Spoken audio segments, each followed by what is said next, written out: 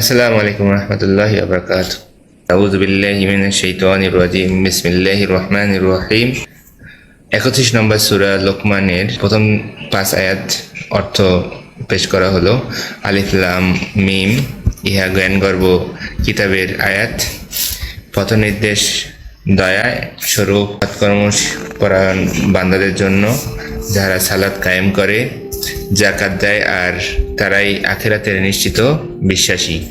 তারাই তাদের রবের নির্দেশিত পথে আছে এবং তাহারাই সফল কাম।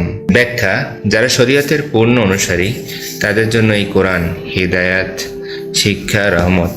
যারা নামাজ কায়েম করার সময় নামাজের রুকু, সময় ইত্যাদি পূর্ণ হেফাজতের সাথে নফল, সুন্নাত ইত্যাদি পূর্ণভাবে আদায় করে, যারা ফরজ জাকাত আদায় করে সময় মতো, নিয়মিত, আত্মীয়দের প্রতি দয়া দাক্ষিণ্য করে এবং তাদের সাথে উত্তম ব্যবহার করে, দানশীলতার কাজ নিষ্ঠার সাথে চালিয়ে যায়, আর আখিরাতের পুরস্কার এবং শাস্তি পূর্ণ বিশ্বাস রাখে, আল্লাহর দিকে পূর্ণভাবে আকৃষ্ট হয়ে থাকে, যারা পুণ্যের কাজ করে যায় এবং মহান প্রতিপালক রবের পুরস্কারের প্রতি দৃষ্টি রাখে, যারা রিয়াকারী এবং লোক দেখানো কাজ করে না, মানে লোকে কি ভাবলাম তা নিয়ে টোটালি কোনো টেনশন তাদের মধ্যে কাজ করে না, তারা একমাত্র আল্লাহর প্রশংসার জন্য করে থাকে, লোকদের প্রশংসাও তারা কামনা করে না।